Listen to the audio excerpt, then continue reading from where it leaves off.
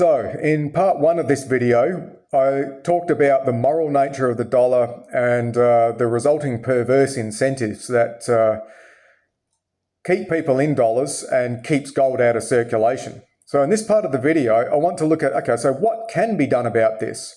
Recognizing the moral nature of the dollar and our transactions, what can actually be done to bring gold and silver back into circulation and to have honest dealings and exchanges with our neighbours, with the people around us.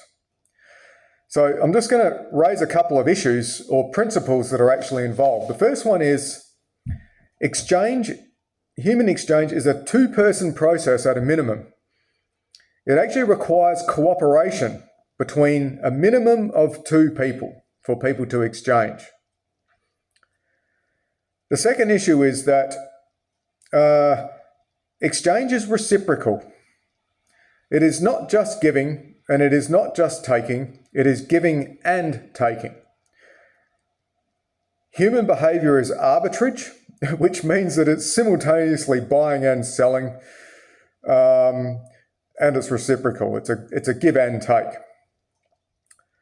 The third issue is that legitimate exchange relies on trust. Unfortunately, we can't make people trust us. We want to create trusting exchange with our neighbour, but we can't make that neighbour trust us. But I do think we can influence people or we can create the conditions where trust is actually possible. And I'll explain that a little bit as we go through. It should become apparent as we go through. So to have a look at what can be done about this, let's have a look at what you might do if you had been taking regularly $50 notes from your mate's wallet when he just leaves it on the counter. Okay, it's actually a moral wrong and it doesn't benefit either of you, but what would you do if you actually decided, well, look, this is actually not good, it's not helping me as much as it's not helping my mate. What can I actually do to set it right? I think that what you would do is, the first thing you would do is actually admit that you had actually taken it. The second thing you could do you must do, is that you have to stop taking those 50s. Okay? I know you get the benefits out of them, but you've actually got to stop taking them because it's not helping your mate. And so you need to stop doing the moral wrong before you actually start to do the moral right, which is the good. You can't rectify a wrong with a wrong. You can only rectify a wrong with a right. So I think the first thing you'd do was actually make restitution. You would actually return the $50 notes that you had actually already stolen to date. You would confess to your friend and apologize for doing it. You would acknowledge the damage to the trust that has been built in the relationship, and you would actually work to restore that trust. And you would do that by never taking another $50 note. And also commit to never doing it again. That may or may not restore trust, your mate's trust in you that you would never do it again. But that would be the path to actually restoring that trust or making it possible for trust to be restored. And it takes a long time for that to happen, even though it's still a fragile trust. So let's get back to the dollar. Let's translate that across to the dollar and our exchanges with our neighbour. If we acknowledge that the dollar is not, the issue with the dollar is not just a practical issue about getting things or giving things or the practicality of our exchanges, it is a moral issue in that you are cheating yourself and you are actually cheating your neighbour. The first step is actually recognition of the moral truth that dollars are instruments of cheating and that trading of them is dishonest. Holding them and trading in them is an injustice and a dishonesty. That's the first step. The second step is, and it's in two parts, two simultaneous parts.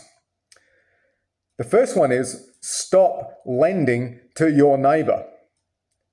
You lend to your neighbour in the act of, stop lending to your dishonest neighbour. You do that by declining to accept his fake IOUs. So stop accepting dollars. Don't use dollars in trade. At the same time, we must also stop passing the dollars off to our neighbour, knowing that those dollars are actually a dishonest credit instrument, because again, we're not actually helping either him or ourselves, we're actually cheating both of ourselves. So quickly, what that means is we need to reject the dollar and decline to pass on the dollar to our neighbour. Basically, get out of dollars. At the same time, declining the benefits, the myriad of benefits and advantages and privileges which are incentives which come with the use of the dollar. The third thing we need to do is restore trust with our neighbour or the people that we exchange with. We can't change the world. We can't change everybody in the world. We can start with ourselves, we can change ourselves, and we can create the conditions where we can actually restore trust with our neighbour, and that is done by looking at why people, this nature of trust. If you want to restore trust, you will first offer a little bit of cooperation. You will actually offer a little bit of trust, knowing that that trust could actually be betrayed. I think that the way to actually restore gold and silver to circulation is to go against the grain of Gresham's law, which is, instead of just receiving gold and silver, and copper as well, why not pay them out? Why not offer exchange with your neighbour on an honest basis, knowing that it may be refused? Offer, a simple offer, to pay in gold and silver, or to exchange in gold and silver for your neighbour's physical goods. At the same time, that we should receive gold and silver in payment for good or in exchange for goods that our neighbour actually produces, so that we don't cheat our neighbour. We're actually settling our transactions with gold and silver. Now, this relates to the concept behind this group of a market maker, because a market maker is a person who simultaneously buys and sells. If we want to restore, exchanges and re-exchanges in metals for goods. It is a simultaneous offer of exchanging and re-exchanging, of buying and selling, even though I don't like to use those terms. Particularly the offer. Let's offer trust to our neighbour so that he can actually receive the gold and silver that he actually wants. And at the same time, accept his goods for gold and silver. Accept his gold and silver for goods as well. Giving up the incentives, but receiving the longer term benefits of trust, freedom, and cooperation. And I think that these are the elements that will restore gold and silver to circulation. But it starts with us, and it starts with me.